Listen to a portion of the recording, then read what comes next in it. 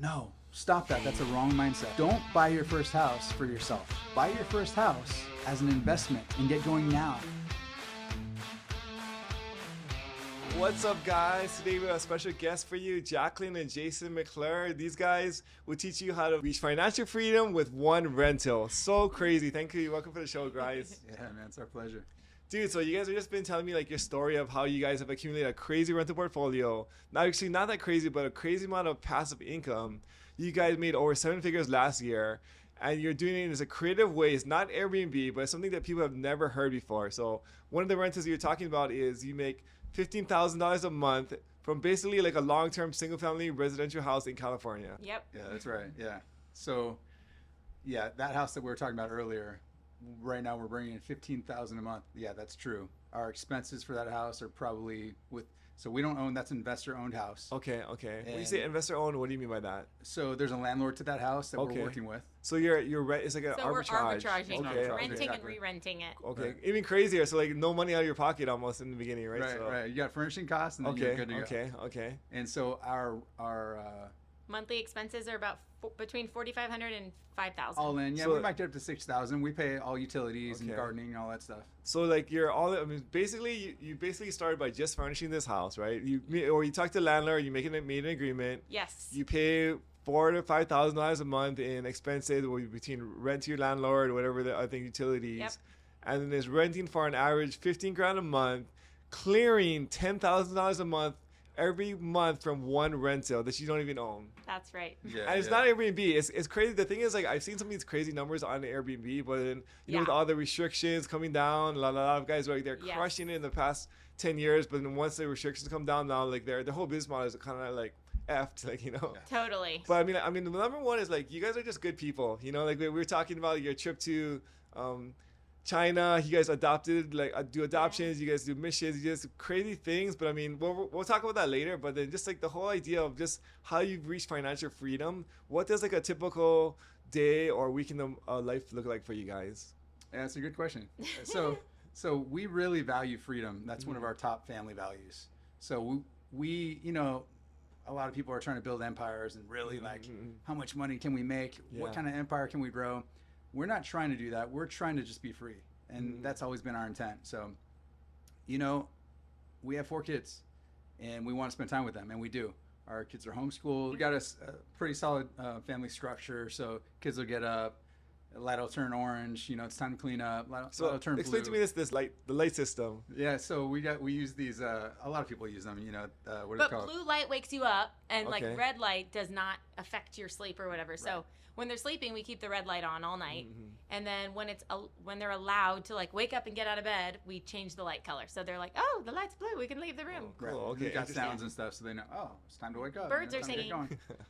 So light turns blue. Time to get out of the room. So we'll do some family time. We have Bible reading every morning as a family, and then we pop into chores. Kids have chores. Love it. It's so healthy for kids to have chores, by the way. Like, Oh, so yeah. Yeah. it's funny when we did some youth ministry back in the day, and after like the session is over, there's half the kids who are just sit back and be on their phones and cruise. Half the kids are working to like put away like all the equipment and help and jump out. Literally, it comes down to like if kids have chores at home, they automatically are jumping in and trying to help out. The Yes. kids who don't have chores at home, they just sit back and eat snacks and just be on their phones. It's crazy. So true. It's like, I feel like at the beginning you have to like implement like, this is your chore. This is, but the goal is like, hey, we want you to see what the needs are in the house Yeah, and just yeah. do them. And Yeah. that's the same. Like you're traveling, you're at a friend's house. Like we don't want you to have to like think about, oh, it's my night to do dishes. But like, hey, let me grab your plate for you. Yeah, I'm yeah. going to the sink anyways, you know, like. It's ingrained. You're building good humans at this point. That's So what, that's I love what, it. That's I the love it. goal. Yeah, and not only that, but you need to make this thing livable, right? So Yeah. some people have 1 kid and they're just like, I can't imagine 4 kids. But if you had a system where the kids Structure. are part of the help, you know, like we're helping each other. Like I used to dread, like, every time we got home, the car is just filled with stuff. Like, you know, I don't even know where the stuff came from. Who brought this stuff in here? 18 But now, books. now there's a rule. I'm like, girls, every time we get home, everything that's in the car You pull it out. I Bring love it into the house. This is, dude, like, this is a crazy good parenting hack in general. I feel like a lot of parents are not even aware that it's possible to do something like this, where like they don't even have permission. Because as a parent, I feel a lot of people feel like you have to do everything for your kids, right? You give them everything, you do their chores for them, you just take care of them. But having them clean the car, like when you get home, like do these things. Number one, it makes them better humans. But number two, like it makes your life a lot more manageable as well too, right? So and I see parents that are like so burnt out, you know, they're just like, oh, I can't wait till they get to school because I need my life back. And I'm like, that's because you do everything for them. You know, like let them help out, let them contribute. They love contributing. Yeah. So we do homeschool. After that, we have a brunch system together. Yeah, we have a brunch. system. We have brunch every day as a family. Exactly. And we do a huge brunch. Like our favorite thing is a fruit plate. So we get like crazy fruit, all kinds of tropical fruits, and like just wild fruit plates. He makes the best, like huge fruit plates. Yeah, we just and got then back whatever. Like we eat a dozen eggs a day, and just. We just got back from 6 weeks in France as a family, right? We did a home exchange, and we just basically like lived normal life out there. And out there, just the fruit selection was fantastic where we were at, and so every morning, we just made this huge fruit plate, and we just ate outside on the patio.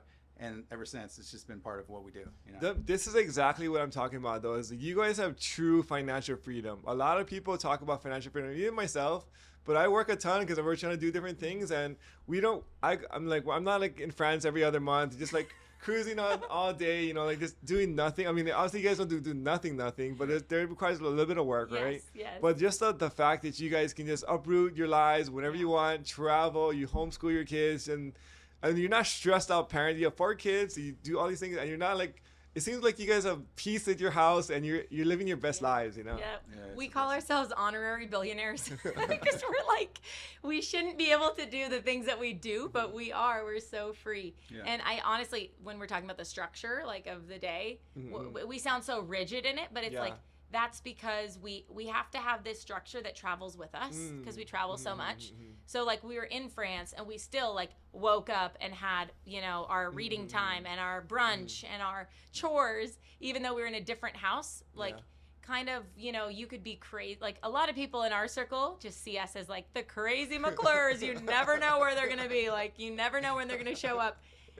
But because we have this, like it feels normal to us. So we never feel like. So at a certain point, structure is needed for freedom, right? There's like this misconception that if you have true freedom, you can just do whatever you want whenever you want. But then the real structure really actually allows you to have more freedom, I feel. Right now. So true. So for something to be sustainable, you can't be on vacation mode. Right, you got to have something that moves with you. Our infrastructure is super important. So we bring our schedule with us.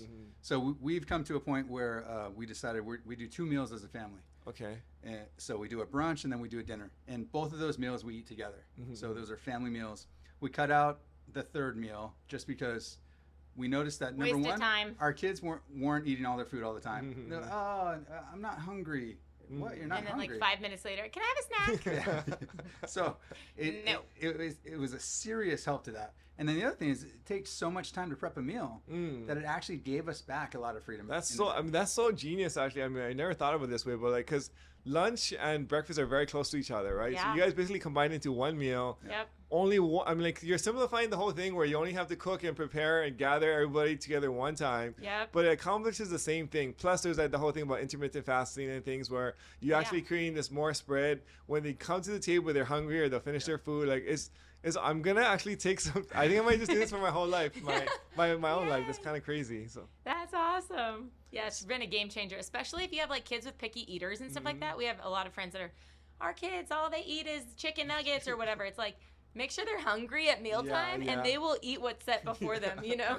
That's a really good point. It's an amazing thing when they're not snacking all day. Yeah. They love whatever you give them. And I got to say, we didn't get here alone. You know, we had mentors. Part of the reason so we're originally from Southern California, born and raised. Okay. And then early 2020, before all the craziness, we moved out to Texas. And there's 2 primary reasons we moved out there. But one of the reasons we moved out there was to get to know this family that we had come across. We didn't know them very well, but we were astounded by their kids and how well behaved and cultured and just like overall helpful they were. Yeah, I was actually I came to Texas for a conference without Jason. Yeah, and we had 2 kids at the time, so I brought just one, our son, and I was like, I went with a friend and Mateo, our son. And I got connected with this family's kids because the parents were like on a mission trip to like somewhere in Asia or something. And so I got connected with the kids, and these kids, the oldest one at the time was like 17, and there's 5 kids. So they're all younger, like 17, and like maybe 16, 14, 12. And I was just astounded that there was these 5 kids hosting me in their home, like, you know, do you guys have any dietary restrictions? Because we're going shopping. And like, I was like, oh, my son's gluten-free. Okay, we'll make sure to get that for him. Like cooking us breakfast, no TVs on, like kids reading on the couch, like talking to each other. Yeah. We left, like one of the daughters left me a message and gave me a prophetic word. Just like, I really feel the Lord's doing this for you. And I was like, if we could have kids like this, I would have more than 2. Like, up until then, I was like, 2, I'm done. And then I called him. I was like, I met some kids. It's freaky, but, like, I would have more kids if we could learn what they're doing. Like, I don't know who these parents are, but we have to meet them. We have to meet them. And we have to just get under their wing, get in their circle. And, you know, you do the same thing, right? Like, you find somebody who is living a way that you're like, I want to live like that. And so we just kind of harassed them until they became our friends. No, I'm just kidding. I mean, but you make a really good point here where if you see something that somebody has and you like every aspect of their life, get to know them and figure out what they're doing right and wrong. And like the more, and a lot of it is like, you don't see behind the scenes. So you're only seeing the end result.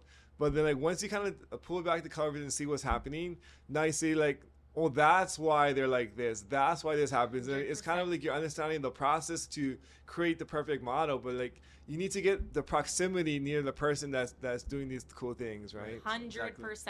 Yeah. So they drove home the importance of a schedule. Okay. And that's what really helped us, you know, dial in. Okay, we need a structure. We need a schedule. Something. And they homeschooled and they traveled as family. They did missions together and stuff. And I just thought, man, having dad around all the time for kids is like so valuable. It's something that so many don't get. They see dad maybe like an hour a day, and if they're lucky. So yeah, it's been a game changer. So were they doing the same strategy real estate wise as you guys are doing now?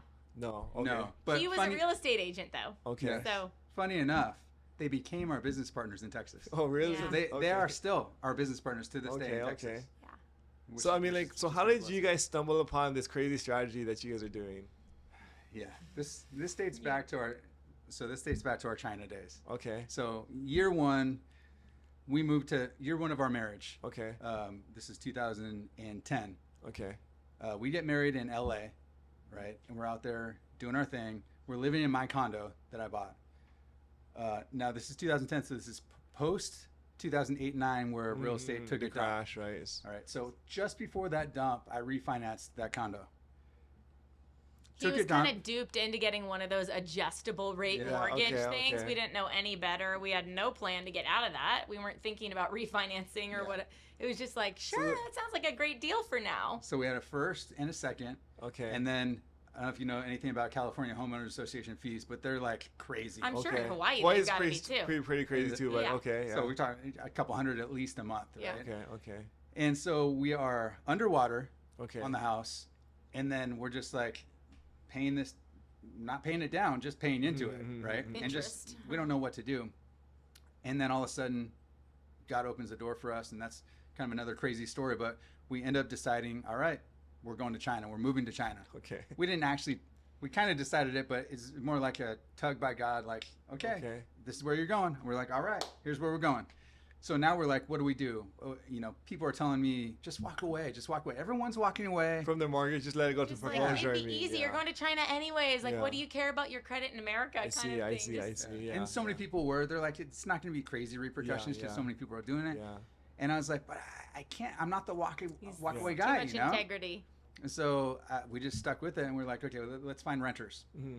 So we found renters, and they got in there, and we left a bunch of our furniture behind with the renters because we knew the renters.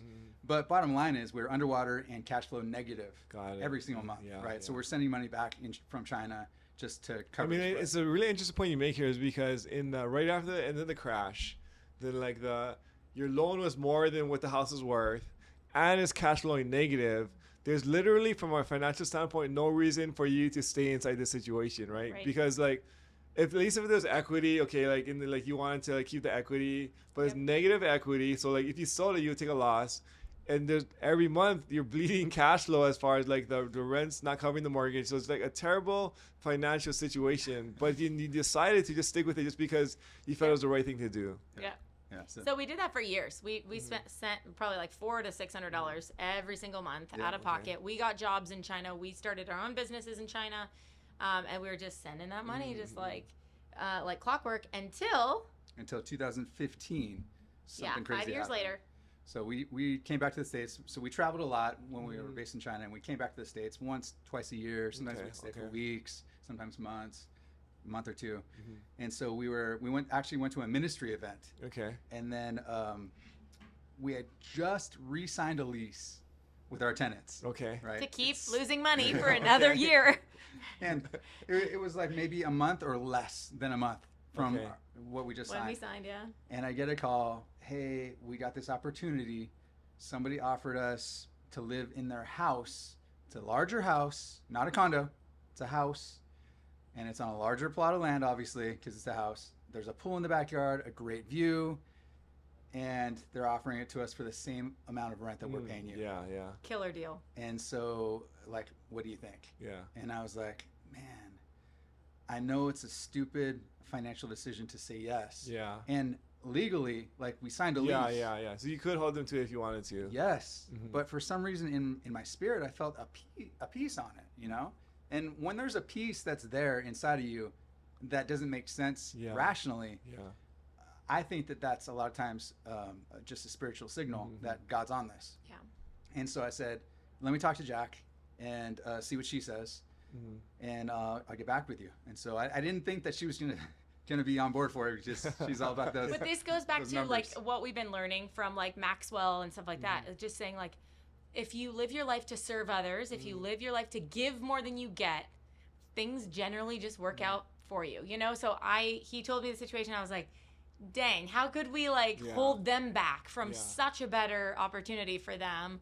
So I was like, no, I mean, how could we say no to that? Right. They should totally do that. So astoundingly, she had the same peace on the inside. And so we just let him go, you know, and we didn't know what we were going to do because we're not stateside. We happened to be stateside at the time, but we're going to be in China. We're going to have to secure some renters somehow. I went onto Facebook, was like, hey, does anybody we know need a condo? It's like partially weirdly furnished. You know, you could move in anytime, and like crickets. So I'm like, what the heck am I going to do? I think I had one friend like, maybe, and then looked at it like, it's not really what we're looking for. Not exactly. Not quite. It's a 1,000 square foot condo, right? Okay. 950. Yeah, just under 1,000. What was it being rented for at that So like it was 2,000 or less. It was like 19 or 1,800. Okay. And then like our all in like first and second and HOA is like probably 2,400 or more. Okay. Don't forget the crazy part is we were at this ministry event, right? Okay. While this is all happening, so you're on the phone, While you're this is calling. happening, right? I literally walked out to get this phone call from the event, and then I go back in, and while we were there, this guy from Africa. That's right. Right. All of a sudden, he starts like singing over us, and we're like, he said, "Is it okay if I sing this song? It just came to me." Yes, and we're like, okay. He's like, and then he sings this song. The struggle is over. Really? That was again song? and again. That was it. He just sang the struggle is over again and again. And I'm like, what struggle? I mean, truly at the time. Yeah. Because I think we're always like, we're just like positive people in general. So I didn't feel like we were struggling. Looking back, I'm like, oh, wow, we were struggling. Yeah. But he sang that over us, and he goes, you have no idea. When this song comes to me, there is something huge. Like there's a breakthrough coming for you. Whatever. He's blah, like, blah, one blah. guy got a new a car given to him. Yeah, like right after another I sang guy this. and whatever. He's like, it rarely comes to me, but it just. You have this came guy's to me. number. I would love to have love to meet him. Hey, can you sing this Can I pay this guy? So within a few days of that, Okay. literally, Within a we few get home and my mom calls me and goes, did you know that there's a gas leak in the valley next door to where you have your condo? And my mom owned a house in the other valley on the other side. So there's like one valley in between us. And she goes, they just called me to rent my house from me. And they're paying crazy money. You got to call and see if they'll rent your condo. And I was like, heck yeah, I'm going to call. Yeah. So I call, ghosted. I get on their website. I put my stuff in their directory. No response. I call again because I'm like, this is the only lead I have to chase right now. So I call again, and the guy's like, yeah, so just what you need to do is go to our directory. And I'm like, okay, it's my understanding you guys are super busy right now with the gas leak. Yeah. And he goes, wait, do you have a home within 40 miles of the gas leak? And I'm like, yeah, it's like about 20 miles. And he's like, what's the address? He inputs it and he goes, how much are you asking in rent? And my mom told me they were paying crazy money. Okay, so I was like, We're going $3,000 a month. And he's like, okay, I think I need it right now for a family for 2 months. And I think I can get you $5,500. And Crazy. I was like, okay. for the 2 months or for one? Yeah. He goes, no, per month. And I'm like, okay, done. And then more like this. Okay. Jason was I was like, and then I hang up and then go to sleep that night in Shanghai. They called. So you guys are in Shanghai right there? We're still in Shanghai. Okay, Yeah. crazy. Okay. Then Jason's phone rang in the middle of the night, in Colorado time where they were calling from, and they're like, they have a pet. Is that okay? If you accept the pet, we can get you $7,000 a month. So Jason's Crazy. like, done. So that 7,000 is what got us into insurance midterm rentals Yeah.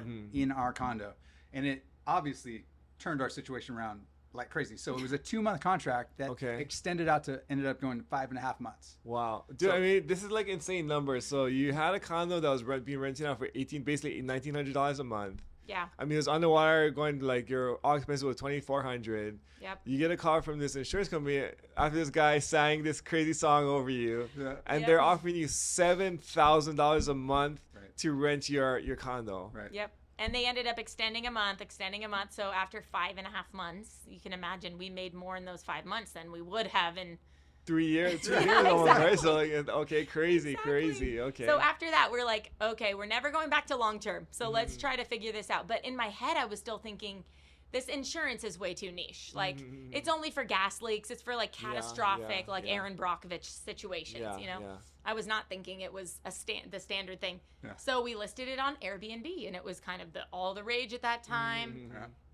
And it did really well on Airbnb. It did great. We started like making, solid money every month. Though I don't know if it ever made $7,000 in 1 month. Because Airbnb has all their fees, right? All There's the like other fees, things, yeah. and But remember, this is in the early days, and our occupancy was pretty high because It was. there wasn't much competition back then. Yeah. So we're bringing in a good chunk of money. It really thrust us. It was so perfect. It set us up to just like list as soon as they checked out. Yeah. It was all set up. It was sweet. So that's what got us into MTR, STR in the first place.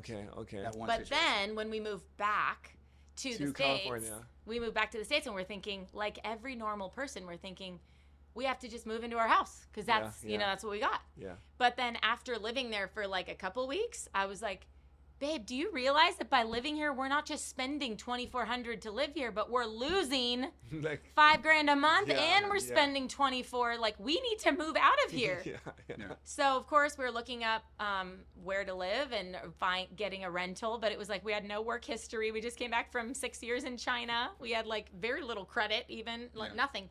So we ended up hitting the road, right? And we left Santa yeah, Clarita. that's right. And so we got in the car. We got.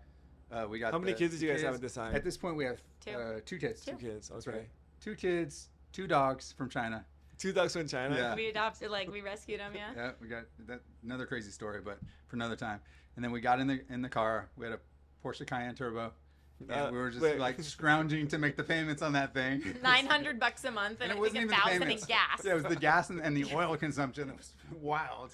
But we get in there and we're like, okay, we're heading east. Okay. We thought we were going to Nashville. The plans for Nashville fell through, but we didn't know what else to do. We just knew we had to leave. So we just got in the car and drove. And we visited friends along the way, and we ended up somehow visiting. She's like, we want to visit our friends Aaron and Faith. They're in southern Indiana. I'm like, southern Indiana? Like, where even is Indiana? It's like Flyover state. Like, people ask me, how are they doing, those friends of yours? And I'm like, they live somewhere in the Midwest, but I'm always forgetting the name of the state. She's like, I told them we would go, so please, it's important to me. I'm like, okay, babe, all right. So we get in the car and we end up eventually out there, and we're staying with them. And we were going to stay a few days, and then we ended up staying like 3 weeks or something. And being married to my wife is always an adventure. Every city we go through, she's on Realtor.com seeing like, what's for sale? What could we possibly do? Like, what are home housing prices like? The whole trip. because I knew like Airbnb worked for us already. Yeah, so I was yeah, like, yeah. dude, if it works for us there, we just need to find a house that we can afford that's cheaper. And then just buy something else, live in it while we furnish it and do all that. And then we'll have a secondary source of stream of income. Smart. So smart. I mean, like the genius, this is so genius, but so simple, right? I mean, like it's not rocket science, but so little people take advantage of this. Yeah. Yeah. I think it's because it is hard. Like, it's like it was hard for us to get into the car unknown with all the kids and stuff. Like, people like security and stuff, but it's like there's so much money to be made in the unknown. Yeah. You know, you just like push yourself. It's so true. And I think like it's not difficult, but it's the uncertainty and the fear of it is harder than the actual like work itself. Yes. It's so true. But that is the place where fear where faith comes to fruition. You know, that's, you can't have that. You can't have the fruition of crazy faith if you never step out and actually exercise the faith. So true. So we stopped in like 4 or 5 cities on the way, but this was the only city that when I was looking at houses, I was like, dang, we could afford one of these. Like, this is so cheap. Like, the houses were like 100 to 120,000. So I'm thinking if we bought it FHA 3.5% down, we literally have to come up with like no money. And the payment's still very low and reasonable. So we looked at a few houses. Oh, she had them all bookmarked. We went to everyone, just drove by everyone. He was just looking to appease me. Like, he was mostly like, we're leaving, we're going to Nashville, which everyone did at that. I mean, shortly thereafter, everybody went to Nashville, but this was still before the Nashville like boom. Yeah, it was. But this is way pre-pandemic. And then we walk up to this house, look in the backyard, and in the backyard is this serene little, like, it's like a 3-acre pond. It's like a little mini lake. And Jason's like, yeah, we'll take it. We'll take this. I was like, this will kill it on Airbnb. He's like, we'll take it. And it's literally, it's a tract house on a large pond. So this tract is built around this pond, and it's Which is very Midwestern. A lot of tracts are like that. Sure. But I was like, this place is just dope. I just love it. So I'm like, let's do it. And that's all I needed from him was just like, we'll take it. I was like, done. Okay, let's go. Realtors. Quick, sign me before he changes his mind. Exactly. So we did. So they were asking 112. No. Actually, this is what happened. They were asking 120. It was under contract. We offered 112. It was under contract. That's right. It was under contract. It was contingent. For how much was on the contract for? Do you guys know? No, they didn't tell us. What were they asking? 120 is what they were asking. We offered 112. Okay. And we said no contingency, just like 112. Let's go. Guarantee you guys gonna. We figured let's just throw in an offer. Maybe it probably won't go through or whatever. Low offer, they accepted at 112, and then we're like, wow, okay. And then we got the inspection. Inspection came back like the roof is not in the best shape, so we negotiated down to 96.5. Wow, okay. And they said yes. So we took it over, and the crazy part is, it was almost fully furnished, and they left their furnishings there. Wow. Well, the funny thing is, they negotiated like, do you want to buy the furniture? We were like, yes. So they were like 10,000, and we were like, no. 2,000, and they were like 8,000, and we're like, no, forget it. So then they were like, okay, forget it, and then they left it all anyways. We're like, we got it for free. That's crazy. So the house was. You guys are good negotiators. I don't know how that happened. It's the China in us. I think, you can't live in China without being a good negotiator. That's crazy. That's funny. So there was a woman living in there who was older, and she had passed away. So it was her heirs that were controlling it. And it was probably it was probably too expensive just to get the stuff out. They're probably to like give it to their friend and try to sell it on Craigslist, and they're like, never mind, there's too much trouble. We'll just leave it. Exactly. So we moved in and then restarted, and that was our first home purchase. Since the condo. And we lived there. It seems like it was so much longer, but we actually only lived there for about 7 months. And we tore everything up. Completely did everything with our own hands. Like renovation. I steamed the wallpaper off because it was all wallpaper. Wallpaper on every wall. I mean, so this lady, she owned the most successful gay bar in town. And so she herself wasn't gay, but all her friends, like the people who home felt like a gay bar, so it was all pink. It was circus. It was done to the nines. The color was mint green and mauve, and the carpet was mauve, and all the wallpaper matched. And I mean, the wallpaper was done phenomenally really well. The vent covers were wallpapered, and they wallpapered them to match the pattern so that there was no discrepancy on the wall. Like it was done well, but not our style. And so we were like, come on, we have to make this like an Airbnb. We have to make it, a 5-star place. So. Well, we weren't thinking Airbnb. We were just thinking like, we got to make this place nice. No, for sure we were thinking Airbnb because right when we left to China, eventually. The next time. But remember, the reason Well, we thought we were going to live there for a while. We thought but the reason you bought it was because you said eventually Airbnb, right? So either live there nicely or Airbnb. Like, exactly. Got it. Exactly. Yeah. So we did it. We tore up the carpets. I laid all the floors. We did obviously the baseboards, all the walls. We'll have to get you some pictures of the house. I would love to see that. I would love to see the before and after. I would love to see that. Oh, it's crazy. Yes. It's to this day, it's one of my favorite homes. Yeah. One of my favorite homes that we own. 1,300 square feet, and we still love to go there, even with our big family. It's so great. And so, anyway, 7 months later, what happened was the house was done. It was a mad scramble at the very end. And our oldest son is brain injured. Okay. And so he had severe hydrocephalus when he was a baby. Okay. You guys actually adopted your son from China. We did. Yeah. We adopted. There's a him crazy story behind this too. Years old, yeah. Yeah, it's another wild God venture. So, but the thing is, he had a shunt that was installed in his body. For those that don't understand hydrocephalus is a condition where the ventricles inside the brain that produce the fluid, the brain fluid, they release it into the brain. But with hydrocephalus, it doesn't actually release the fluid. It traps it in, and there's no way out. So it starts building up and starts building pressure, and then starts growing outward and then crushing the brain against the skull. Then the skull starts getting bigger and bigger, and then eventually leads to death. And at the time, there was only one, up until very recently, there was only one treatment for it, and it was to install a VP shunt. And a shunt is installed from the brain under the skin. It's a one-way valve tube. It's kind of like a straw, and so they drain it all the way into the stomach. Into the stomach, so that the fluid has an exit. And so basically, when it gets to a certain pressure, it allows the fluid to escape out of the brain. And just the stomach processes it at that point in time. Yeah, exactly. Right. So he had one of these in, but we looked at the stats, and like people who have VP shunts installed over the course of their life, they have something like 4 or 5 or 6 brain surgeries. Got it. To like revise it, or it could get infected, or they could outgrow it to where it's no longer reaching the stomach. And we're like, we're not big medical people. We don't want to deal with it. We don't want hardware in his body. So when we found out there was a way to, like, it's called an ETV, so they basically like make a little suture in the brain so it can naturally flow out like how it would in normal brain. We're like, let's go get that done. Yeah. So we did that. UCLA, amazing surgeon. Shout out to Dr. Wong. Yeah, shout out. And so he did so that's what moved us from Indiana out to back to California. Back to California, but we were smarter this time, so we never even stepped foot. Like, we were like, we're not moving into the condo. Like, it's making money. Oh, yeah. I have to correct you. We landed in the condo.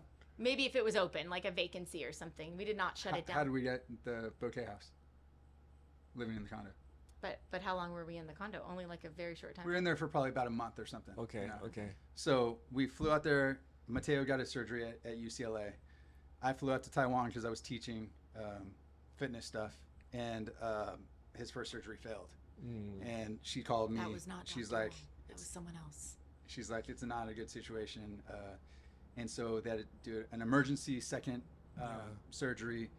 Our surgeon was out of town on annual leave, so they brought in this other surgeon, and this other surgeon happened to be somebody who is like way overqualified. He takes the craziest of the crazy surgery cases for brain, and they don't give those cases to things like that. anybody like separate, except for him. Right. And so he was the one that was available. So he went in and did it, and he asked her beforehand, "What's the goal here? What's the optimal outcome that you want?" And she's like, "Optimal outcome is we don't want hardware in there. We don't want the shunt." Yeah. He's like, "All right, I'll try my best. I can't guarantee. I'll go in there and look." So he went in there, checked it out, came back out after the surgery and said, "You know what? When I was in there, I actually found a spot that I thought was better than where the previous to do the procedure." Wow. Yep. So they created an incision in there, and then if that incision holds, then it's got an escape. Which it did. And it did. Wow. But because of that second procedure, we actually ended up. They made us stay for 6 months. They're like, just stay for 6 months in the LA area so that in case you need to, and we had to come back once a month or something like that. Follow-ups. And that's where we landed back in the condo. So at this point, we knew, okay. Oh, yeah, we stayed with your mom, too, and Chris. And we did. We hopped back and forth. For a season, yeah. And when we're in the condo, we know now, like, we're losing income. Yeah. Not just losing income, but, like, really paying and losing at the same time. You know? But now at least we had this other Indiana house making us money. Okay. Yeah, we were, like, up to 2. Low and slow growth here. And we're like, okay, what are we going to do?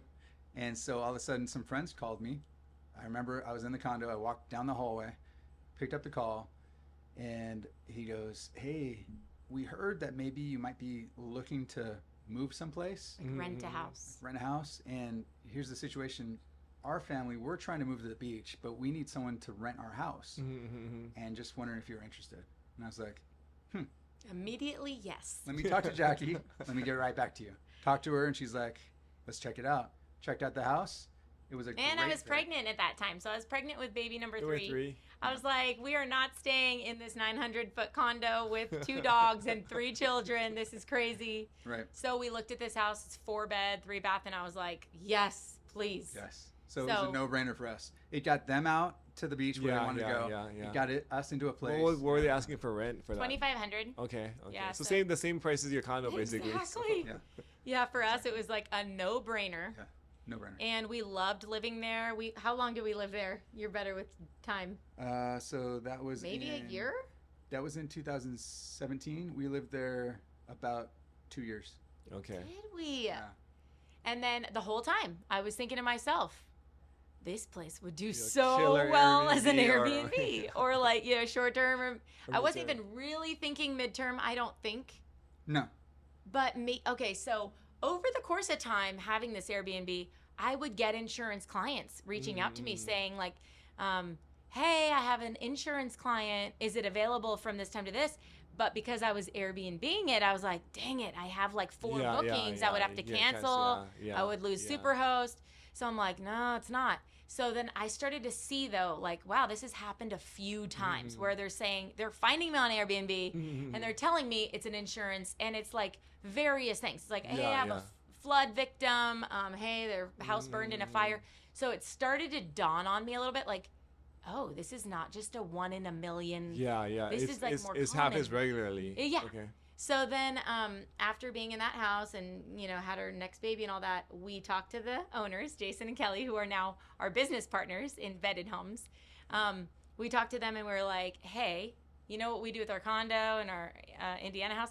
Could we use your house for that? Like if you want to stay at the beach, you want us to still pay, we'll pay no matter what. In fact, we'll pay you even more because it's not us. You have to trust us. So we went from $2,500 to $3,500 a month. That's a big difference, but okay. Yeah. I mean, honestly, as a landlord, I would love to have you guys arbitrage my house, but continue. Because like, yes, Yeah. you understand like the level of quality, right? Yeah, If you want to be 5 stars, if you want to like have these amazing reviews and whatever. So we made it super nice before we left. Yeah, super nice is not compared to super nice now because now we have a new level of super nice. Sure, You know, it's funny too. Like when I first started flipping houses, my very first project, I was like, "Oh, this is amazing!" 'Cause I did a lot of the work myself too, because like you're just trying to bootstrap it. And I looked back and I took all these pictures, like, "Dude, this house is so killer." I look back at that house, I'm like, "Dude, that house is so trash." Like, for Michael countertops, like these things are uneven, weird colors. But at the time, I'm like, this is amazing, right? Because like your standards back then is like this is like the best, right? So Totally. So true. And this point in our story is just before we arbitrage. Is I think where our high value for freedom comes in. Okay. Yeah. Because this is 2019. 2019. 2019. Yep. 2019. What's going on is I'm still consulting in the fitness industry, and I'm doing some remote training. Most of what I do in fitness, I'm a very specialized trainer. I teach exercise mechanics. So there's very few trainers that even know what that is or know how to utilize it. So I'm training trainers periodically, and I'm consulting for commercial equipment manufacturers. Okay. I'm doing a little bit of this, but it's not really enough to get us ahead to where we want to be, especially with like the rising cost of gas that was happening in California. And having another kid. We got another kid on the way. And so one day I told her, like, we just have to make more money. I think maybe I'll just start driving Uber. Which was new back then. Like that was a new thing kind of. Well, 2019, right? So, new, And that hit me like a ton of bricks because I had read Rich Dad Poor Dad. I've been raised by 2 entrepreneurial parents. So I was raised to like never trade your time for money, Yeah. And that example of like driving Uber for me was just so. It's a straight time for money kind of time for money. Yeah. And so when he said it, I was like, oh. And I said like, absolutely not. You're never going to do that. And I'm like, I will move into a shoebox in Kansas Because I said, look, honey, you don't have to be anywhere for your job. We're making that. It's fixed. Okay. It doesn't matter where we are for our condo income. It doesn't matter where we are for our other house That's income. true. That's true. And now if we do this one, it's like, dude, like this is all. I'm like, we need to think smarter, not trade time for money. We can't do this. And so we both decided at that moment, like, okay, we're leaving California. Yeah, we're out. We're out. I mean, that's a really good point, because what you brought up is that it's the standard of living is relative to where you are in the country, right? So Yes. for, let's say you make $10,000 a month, you might barely survive in, let's say, like Southern California. Exactly. You make $10,000 a month in like Kansas, Missouri. Yeah, or you can live like a king, Colombia. right? Yeah, or I mean, like, or like Philippines. Yeah, exactly. You could be a king or a queen, Yeah. you know? So it really matters, like, if you're free. But if you're not free because you have to be at an office or you have these obligations or your kids are in some kind of program. Yeah. So that was and we were free. We didn't have to be anywhere because my job was remote. You know, So it was a total faith journey to list that house. So we asked them, they said yes, $3,500.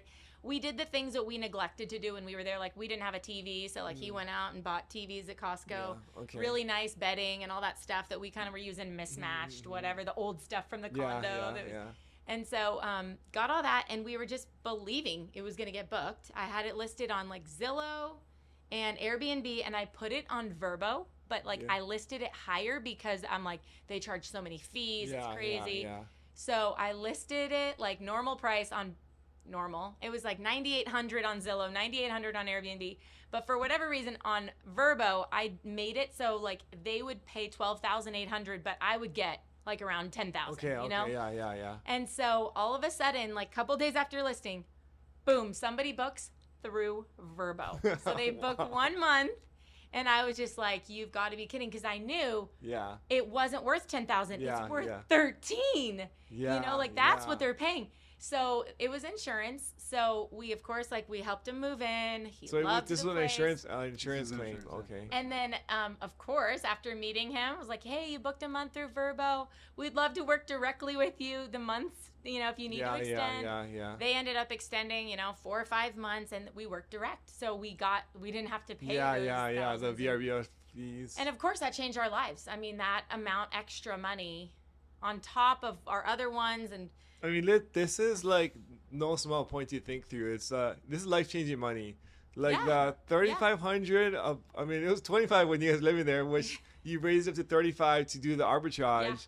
And then on VRBO or Airbnb, if you can rent it for like $10,000, $12,000, $13,000, that's literally like an entire person's salary, and a very, very healthy salary. Yes. $8,000 or $7,000 a month. Like a month in net. Just basically like doing no work, like like it's completely very little. So every now and then you get a call like, how do I work the remote or whatever? But super minimal compared to STR.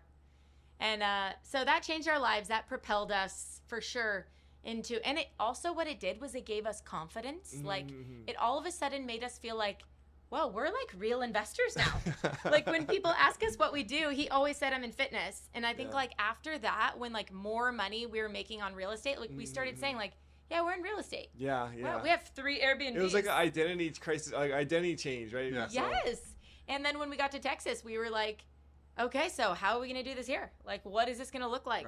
The thing too is also like the first one, like a lot of times I think people will buy a rental as a primary, they'll rent it out. Then like, okay, like I got lucky, you know, you did 1, you did 2. Your third one is like, this is not lucky anymore. It's like you're kind of proving yourself. Exactly. And it's a pattern. It's like, that's where the identity shift comes in. So like, I've done it 3 times already. What's stopping me from doing it 20 more? Exactly. So. And it really made me think like, I know a condo performs decently, but like single family is where it's at. Yeah. For this niche. And we saw it happening in 3 very different properties, right? Yeah. One in like kind of rural part of the country, you know, in Indiana. One in a condo in North LA County, and then one in a single family home. in LA County, you know. So it opened our eyes. So January 2020, we take off to Texas. We're like, we're out of here. We're making a shift, and we're moving to Texas. And we rented an Airbnb at first. And we rented it because we didn't know where we were going. We had to land somewhere, right? Yeah. So we landed in an Explore Airbnb. areas. Did a little negotiation on the price, and I think we landed there for 2 months, something like that. And just kind of got our bearing. And fortunate for us, January 2020 was just 3 months before The COVID, right? The COVID crazy lockdowns. shutdown of the world. Yes. Yeah. And we were so happy to be in Texas and not in California. during Yeah, that. we were. No, And it was wild. March 1st that we met with a new landlord. So we were looking at like where are we going to live, and we met with a landlord, Steve, for that house. Yep. And he actually said, he's like, so have you heard about this thing in China?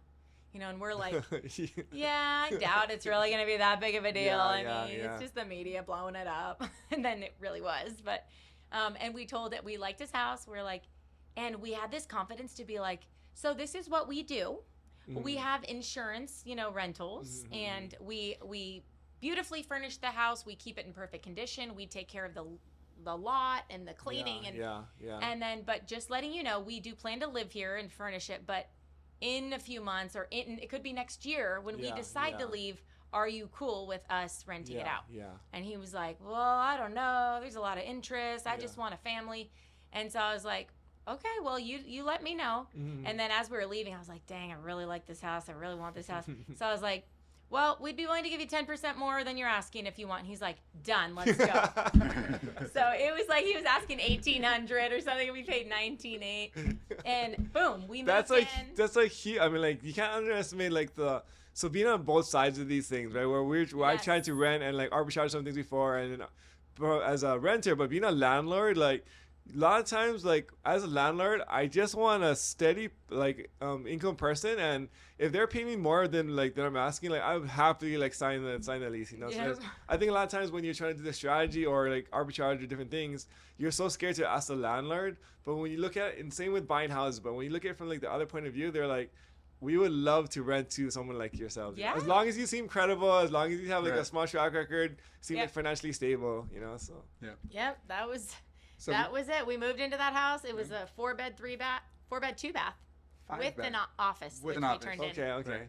It was a good sized house. It was a terrible house in terms the of bones of the house. Like, it was the foundation was all over the just place. wonky. Every 3 months, the doors wouldn't close. But the carpets were new. He painted So it all. Really cosmetically, it was beautiful. Oh, cosmetically, it was like one of the nicest homes. Okay. In the neighborhood. But we just knew. Yeah. Every time you walk down the hall, you're like, You your weight, felt like you're walking downstairs. so you don't fall over. So we lived in that house for what, 6 months? Yeah, it was about. And we 6 furnished months. this one so cheap because this is when we partnered with the Birds, the family we were telling you about, the Texas family. And they were like, let's go. Let's see if we can do this like almost organic to where we have to put very little in, and we'll just see if this is like going to work in Texas. Yeah. And we're Like, focused insurance only. That was like our mindset because we told them about California. And so Cindy's like a wizard at finding like garage free sale, couches, like the free Craigslist things and stuff. that are All the super free nice. groups. Facebook. Like crazy nice stuff. And she'll be like, yeah, it was in their spare room. They just didn't want it. Free if you could pick it up. So we furnished that house for literally like less than $2,000. That's awesome. Yeah. That's so awesome. 2,000, way less. No, because at the end we bought things on Amazon. Yeah, we did buy like plates and stuff like that. Yeah, we But bought honestly, some we things. bought those for ourselves. Yeah. Because we had to live there. Yeah. So it was like a sunk cost. That was allocated, Yeah. So. And we kept that house for like 3 years. Was it 3? It was one of our best performing arbitrages, and it was making like $8,800 a month. Net or Every month. net? That was gross. That was Okay. gross. Yeah, gross, $8,800 a month. And it was rented for like $1,900. Yeah, $2,000 or less. Making $8,800. So you're clearing like $6,500 every month from this guy. From this guy. This is You'd never know it. this is literally like crazy like numbers. Like, I've never heard. I mean, I've heard some crazy numbers on Airbnb, but usually when you have that big of a spread, it's like they're making 20, and then it's rented for like, I mean, the 12 is like the mortgage and all these things, but it's never like. Oh, and then they have to pay the property management fee. Yeah, well, so I mean, I was like, you're all in, like the top line is like 20, but to rent for 2,000 and make $6,000 on top of that, that's a super lopsided like. Yeah. That number is super. Yeah. It's absurd. Insane. That's absurd. That's And the why. thing about STR is that every turnover, you're paying out more money. Yeah, I mean, Yeah. there's Cleaners, cleaning fees, carpet there's cleaning, management, all that stuff. Repairs, Yeah, whatever, yeah. all of it. Yeah. Yeah. So, and Yeah. we don't have that. And the other thing that people don't think about is with an Airbnb, someone ruins the towels. Then very next turnover, you need to replace those towels. Yeah. With a midterm placement, someone ruins the towels. They're living with the towels until they move out. Yeah. Pretty much, And yeah. then we'll swap them out. Yeah. So it's just Our average tenancy is for IMTR is like 6 months. Wow. Okay. So even if they book like our first one, like they book a month or 2 they'll months, usually but extend. they extend. Yeah. And It's very common. Yeah, we've had some stay 13 months. I mean, like crazy. And you'll get a 1 monther every once in a while. 3 months are pretty common. Yeah. But it's just super common for them to 6 extend. months. Yeah. Yeah. So this is the 4th one you guys are doing. Yeah. Now, how many are you guys up to? First in Texas. That was the first one in Texas. And then we really did the next 9 or 10 in Texas pretty fast. Was that partnered with this family? Mm-hmm. Yeah. So when you guys partner with a family, what does that partnership look like? Is it separation of roles, profit split? What does that look like? Yes, it was a separation of roles for sure. Well, at first we're just all doing everything. Okay. Because we're just trying like to figure any out. startup. So but you guys are doing all the work, and then like what's the other family's They're role? doing all the work too. Okay, They're helping so us source. together, you guys are all moving. finding like the furniture and stuff, and so. Yes. And truly, that was part of like learning, like, wow, this family does hard things. Like they would bring their kids and be like, we're all making beds until midnight. Like we're like all sharing, boba at 11 p.m. Just like, okay, we got to wake up and do this tomorrow. Yep. You know, like I think like when for some people the hard work is like it's not fun. Right. But then when you're doing it with people who you enjoy being with, then like it's actually a lot of fun. And when you look back, it's like good memories because like staying up 2 a.m. and we're putting furniture together is like it's like we're grinding trying to meet this deadline, but it's like it's a fun, exciting pressure that when you look back, it's like fond memories. 100%. I was just saying that to him the other day. I was like, some of my best memories are like those days. We had something some people know is the Snowmageddon in Texas, where it finally snowed and it was like it froze everything. And it was 2021, I believe. It was like February or something. It was like the craziest snow that in years. Tons of people like lost power. Wow. Okay. And so like at the beginning of that, even like Cindy was like, you guys realize this is gonna make a lot of people's pipes burst and stuff. We should probably be ahead of the curve here and like pick up some more houses. So we're like, oh yeah, you're probably right. Yeah, so we scrambled to get to five houses. We scrambled to get to We 5. furnished those places so quick. We were doing like 2 at a time. Like they were taking one house, we were taking another, and like then we would just go see what the other one did. Like we didn't have any part in it because we were just too busy with ours. They would drive neighborhoods looking for rent by owner signs. Just like, okay, this might be good. Let's go. Just Tim would negotiate the like rate with the owner and get them to let us arbitrage and all that. And that Snowmageddon was like our super boost. Yeah. I mean, that was crazy because there was so much overwhelm. The power went out for tens of thousands of people, right? Maybe more. And so inevitably pipes burst. There was so way more much demand than we could handle. The contractors couldn't even handle some of the cases for like a year. Yeah. So we'd have people in our house that they're like, they haven't even started the work. Like, and they'd be in there 6 months, Yeah, that was crazy. So that really, that boosted us forward. And simultaneously, while we're developing Texas, we were learning to manage these other homes remotely. Because we were thinking, if we can manage them remotely, if we can get some sort of system down, then that allows us to be in different markets and still be successful. Yeah. So we kind of learned, what the hardships are with that. Yeah. And then what are the helps? What are the where can you pull like the levers, like have somebody check it out, or like bring toilet paper or whatever it is that's needed for these things? Because that was before Instacart and all that. Right. Now that made it easier. But then our lease was up with the California one, our friends, and we thought we really need to tell them what we've been doing with their house, like how much it's been making, because at least give them the option. They're friends of ours, like they're friends, and they're just such an amazing family. We just love them so much, and we're doing so well in Texas now that we weren't like relying upon that $9,000 a month. So I remember like when I told them, they're like, "Yeah, tell me what you're doing," and I just like told them, and they were just like, what? Like they weren't mad that we were making all that money for so long, but they were just like, this is insane. There's like, no way. So they're like, would you teach us what you're doing and how to do it? And I was like, yes. Like that's the point. In fact, we have people in there. I think like when our lease was up, they were still going to be in there for like another month. So I'm like, just take it over and just do it. Wow. And of course, then we were talking on the phone all the time, and they were just like, how about this and this happened, and how would you negotiate this, whatever. And they just killed it. They did amazing with that house, and then they got arbitrages, and then they started on like a trend in California. So they were the only family that we taught how to do this. Yeah. Besides our partners, obviously. Yeah, in Texas, right? They were the ones that we built, that we kind of. And that's who about a year ago they came to us and said like, so many people are asking us what we do and how we do it, and to train them and to take them, like handhold them through this. Would you guys ever want to do a course with us where we teach people how to do this? And that way we could like record it once, have it up, and people could, so we're not doing this all day, every day. Yeah. And then, so that's that was the founding of Vetted Homes. So, crazy. because before that we were like, we don't want to tell everybody about it. Honestly, like it seems like such a good niche. Like, why would you even tell anyone? Yes, yes. I mean, just like, no, like literally, like, why are you guys opening this up or telling people about this now? Well, I think I think at least a good part of it is we want to build into people. That's another strong value of ours. Like, you need to be mentored, and you need to mentor others, right? And you got to raise up the community and raise up people with you. What's the point of you being super successful if no one gets to go along with you? It's total selfishness. Yeah. So, it's a struggle, because IMTRs, there's a few people that are doing MTRs that are prominent. That are teaching this stuff. A few, like a handful, We're the only ones that focus on insurance, IMTRs. But that we know of. And so it's still like prime time to where we really should be capitalizing most of our time, like financially.